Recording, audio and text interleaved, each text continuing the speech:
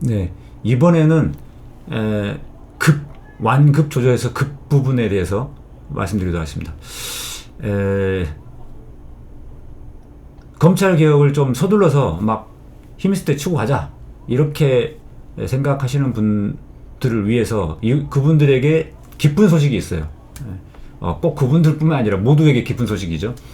이제 민주당에서도 속도를 내자라는 분위기가 굉장히 많이 퍼졌습니다. 그런데 그러니까 예를 들면 이런 거죠. 검찰의 수사권 폐지를 이번 문재인 대통령 임기 이내에 처리하자. 즉 내년 또는 내후년에 반드시 처리하자. 자, 그런 기류가 지금 형성되고 있는데 그것은 윤석열 정치검찰에 의해서 작년부터 지금까지 1년 이상을 진짜 끝판왕을 보여준 거잖아요. 검찰이 수사권을 가지고 장난치면 어떻게 되는지 끝판왕을 보여주다 보니까 민주당 내에 흔히 검찰주의자라고 비난을 받던 그런 분들 조차도 이 검찰 수사권 폐지를 서두르자 이런 쪽으로 지금 기류가 바뀌고 있다고 합니다. 결국은 윤석열 때문에 우리가 1년 동안 스트레스 받았는데 윤석열 덕분에 오히려 검찰 수사권 폐지가 더 속도를 낼 수 있는 발판이 마련된 측면도 있어요. 그리고 이번에 윤석열에 대한 징계 절차가 마무리되고 추미애 장관님이 거기에 대한 사표를 던지고 이러면서 화살이 윤석열 쪽으로 갔죠. 수사권 폐지로 이제. 지금까지는 이 징계 절차 이게 많이 언론에 부각되고 또 윤석열과 추미애 갈등 마치 두 사람이 갈등인 것처럼 막 언론에서 막 떠들어댔지만은 이게 이제 일단락이 돼버린 거예요. 법원의 재판이 남아있긴 하지만 그거는 이제 일종의 법원의 판단만 남아있는 그런 것이고 그래서 언론 보도에 보니까 어제부터 민주당에서 검찰 수사권 폐지 이거를 서두르기로 했다 이런 내용들이 보도가 되기 시작을 했죠. 그리고 또 추미애 장관님이 사표를 던지긴 했지만 대통령께서 그것을 바로 수리를 하지 않고 있습니다. 일부러 수리를 하지 않고 있는 거죠, 사실은. 그리고 또 많은 국민들이 재신임을 요구하는 국민청원을 했기 때문이기도 하고요. 추미애 장관님은 아직 할 일이 남아 있습니다. 그래서 실제로 문재인 대통령이 수리를 하지 않고 있는데 대체로 예상하는 거는 1월달 검찰 정기 인사를 마치고 또 공수처 출범까지 역할을 한 다음에 그 뒤에 어떤 2차 개각 형태로 같이 교체가 되지 않겠냐 이런 전망들이 나오고 있는데 그래서 제가 엊그저께도 말씀드렸듯이 추미애 장관님이 사표 쓴 게 막 이번에 너무 징계 과정에서 힘들고 상처받아가지고 지쳐서 그냥 나 못해먹겠다 그래서 사표 쓴 게 아니라고 제가 말씀드렸잖아요. 현 국면을 이렇게 유리하게 좀 바꿔보려는 그런 시도이기도 하고 대통령에게 화살이 돌아가는 거를 자기 자신이 떠안고 가겠다라는 의지의 표현이기도 했습니다. 그 어떤 정무적 판단이 정확하게 맞아떨어졌다고 생각을 하고 하지만 그렇다고 해서 윤석열이 사표 쓰지도 않고 있는데 추미애 장관만 사표 쓰고 이제 사표 수리돼 버리면 안 되잖아요. 그러니까 대통령께서는 수리를 아직 않고 있고 추미애 장관님은 지금 그 다음 날부터 업무에 복귀해서 여러 가지 개혁 작업들을 하고 있습니다. 언론 보도를 보셨겠지만 다시 한번 언론 보도 내용을 보면서 같이 설명을 드리도록 하겠습니다. 추미애 장관이 후임 인선까지 직무를 수행할 것으로 보인다. 내년 초 검찰 인사도 흔들 것으로 보인다. 이거죠. 그리고 공수처장 후보 추천위원회도 참석을 했죠.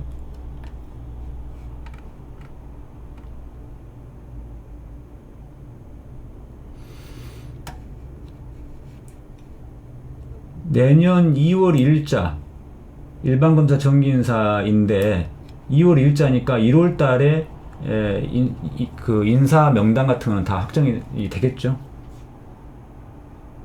그 다음에 이제 1월 달로 예상되는 공수처 출범. 이때 파견할 검사도 인사를 해야 되고, 검찰 고위 간부 인사도 해야 되니까요. 그 다음에 일반 검사의 인사 발표는 1월 하순이고, 고위급 간부는 1월 초순. 예, 그러니까 1월 달에 말 그대로 인사 폭풍이 몰아칠 것으로 보입니다. 여기에 추미애 장관님이 역할을 당연히 하실 걸로 보이고요. 여러분들이 원하시는 대로, 여러분들이 재신임을 강력하게 요청했던 대로, 아니구나, 재신임이 되지는 않더라도 내년 1월까지는 역할을 수행하실 것으로 보입니다. 자, 그렇게 돼서, 예. 그 다음에 검찰개혁 시즌2 수사 기소 완전 분리를 준비하는 여당. 원래는 검경 수사권 조정안이 내년 1월부터 시행되기 때문에 좀 그걸 지켜본 다음에 그 2차적인 수사권 폐지를 추진하려고 했던 편이었는데, 뭐 윤석열이 그 시기를 앞당겨 버렸죠. 그래서 그때만 해도 서두를 필요 없다는 입장이었지만, 하지만 이번 윤석열 사태를 계기로 해서 무소불위의 권력이 확인됐다. 그래서 문재인 임기 내에 수사권 박탈해야 한다는 이야기까지 나온다.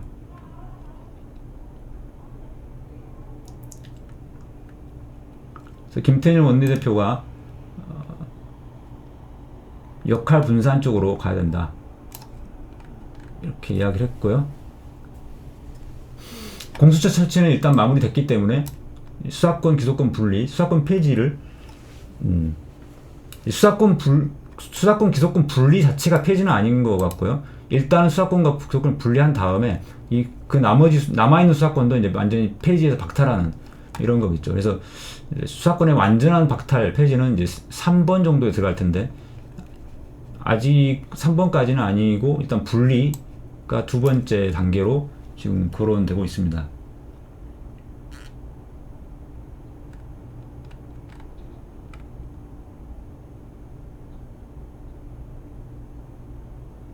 그 다음에 또 한 가지가 이제 검찰의 피의자 신분조서 증거능력 제한.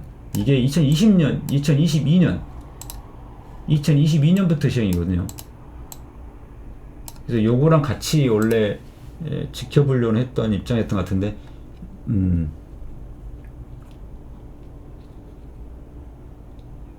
윤석열 덕분에 좀 빨라졌다. 그 다음에 이제 다만 이 수사권 폐지를 위해서는 이 수사권을 그러면 어디로 넘길 거냐, 요게 좀 준비가 돼야 됩니다. 검찰 수사권 폐지해서 그 다음에 어디로 보낼 거냐, 이게 이제 나와야 되는 거죠. 그게 경찰청 산하의 국가수사본부로 넘길 것으로 예상이 되지만, 이렇게 되면 경찰 비대화에 문제 생기니까 여기에 대한 방안들도 지금 준비 중이다, 이렇게 돼 있죠. 그래서 당장 급한 거는 이 수직적 구조, 요거를 개혁을 해야 되는데, 구체적 사건에 대한 검찰총장의 수사지휘권을 박탈한다. 그래서 고검장에게 나눠준다. 그 다음에 법무부 장관이 서면으로 고검장을 수사지휘하는 방향. 검찰총장을 비검사로 임명하는 방안. 이런 부분들을 지금 논의 중이라고 하네요. 요 검찰총장을 비검사로 임명하는 방안은 이거는 굉장히 획기적인데요. 요거는 저도 예상을 못했습니다만은 이 부분까지 실현된다고 하면은 이거는 굉장한 성과고 개혁이 되겠습니다. 검찰총장을 비검사로 임명해도 검찰 조직의 동요가 없이 검사들을 장악할 수 있다고 하면은 이거는 그것만큼 좋은 건 없는데요. 그 부분에 대해서 예전에는 제가 이게 과연 될까 이런 생각이었는데, 지금 현재 여기까지 진전되고 있는 것 같습니다.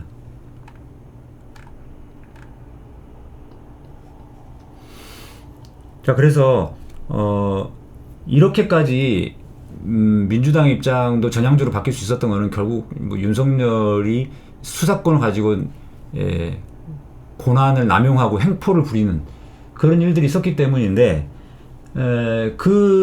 그렇게 이 윤석열의 가장 큰 문제는 바로 이거죠. 검자를 이 나무 목자, 왼쪽에 나무 목자가 있는 이 검사할 검자인데, 원래 검사할 때 검자는 오른쪽에 칼도자가 있는 이 칼검자로 완전히 왜곡시켜버린 거죠. 거의 검찰의 검자를 칼춤 추는 그런 검찰로 바꿔버렸어요. 그래서 민주당에서도 이 부분을 정말 이제 더 이상 방치해서는 안 되겠다. 이걸 방치했다가는 문재인 대통령까지 겨냥을 해서 나중에 퇴임 후에 노무현 대통령처럼 그런 이제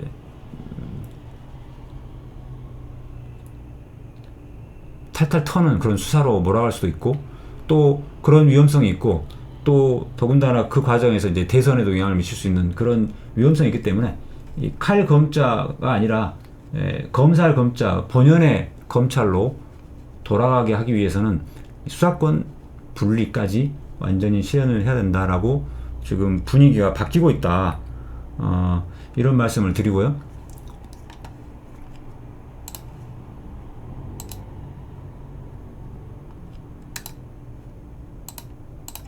그래서 역사는 조금씩 한 단계 한 단계 진보하고 있는 것 같다라는 생각이 듭니다. 그리고 이런 것들을 보면서 마치 이 양승태 전 대법원장에 의해서 사법농단 사건이 이제 불거지면서 그로 인해서 신성한 법정이라는 신화가 붕괴되었듯이, 소위 말하는 그 거악척결 신화, 검찰이 수사를 해서 그 악을 척결한다. 그러니까 검찰의 수사권이 유지돼야 된다라고 많은 사람들한테 그 잘못된 인식을 심어줬던 그런 거악 척결의 신화가 붕괴되고 있다. 붕괴되기 시작했다. 라는 생각이 듭니다. 그래서 양승태의 사법농단 때 그 덕분에 신성한 법정은 신성한 곳이다 라는 것이 아니라 법정이 재판의 거래를 하는 곳으로 전락한 상황까지 벌어졌다. 이런 법원의 민낯이 드러났듯이 이번 윤석열 덕분에 그런 거악척결이라는 명분으로 수사권을 전행하는, 사유권을 남용하는 그런 문제들이 드러나기 시작했다. 그래서 박정희 신화가 붕괴해서 콘크리트 지지가 무너졌듯이 검찰 개혁과 사법 개혁의 콘크리트 지지가 되었던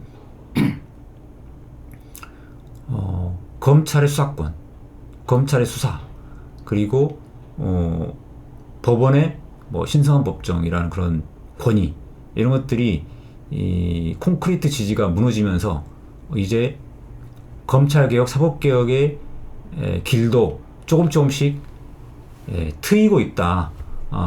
이런 전망을 해봅니다. 그래서 오늘 여러분께 정말 기쁜 소식을 전해줄 수 있어서 너무 좋은데요. 수사권 폐지, 이게 이제 조금씩 하나씩 한 단계씩 실현되어 가기 시작할 것 같다라는 것이고, 윤석열에 대한 징계가 마무리되는 이 상황이 하나의 추진 요소가 되었다라는 것이고요. 윤석열에 대한 지금 재판 부분은 제가 보기엔 좀 별개로 그것 때문에 이 검찰 개혁의 방향이 막히거나 그렇지는 않을 거라고 생각이 됩니다.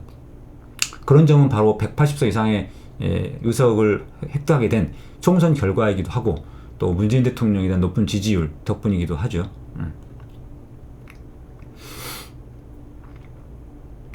그래서 아까도 말씀드렸듯이 완급 조절이라는 의미가 꼭 천천히 가자라는 뜻은 그 뜻이 아니고, 천천히 갈 때랑 급하게 갈 때랑 같이 조절한다는 의미니까, 여러분들이 보시기에 정지 2개월의 처분이 너무 기가 막힌 것일 수도, 이렇게 볼 수도 있지만, 어떻게 보면은 정지 2개월 처분이 났기 때문에 오히려 과감하게 추미애 장관이 사표를 던지면서 이게 분위기가 이제 정지 2개월 정도를 했으니까 마무리하고 이제 본연의 검찰개혁 과제인 수사권 분리, 수사권 폐지 쪽으로 가자.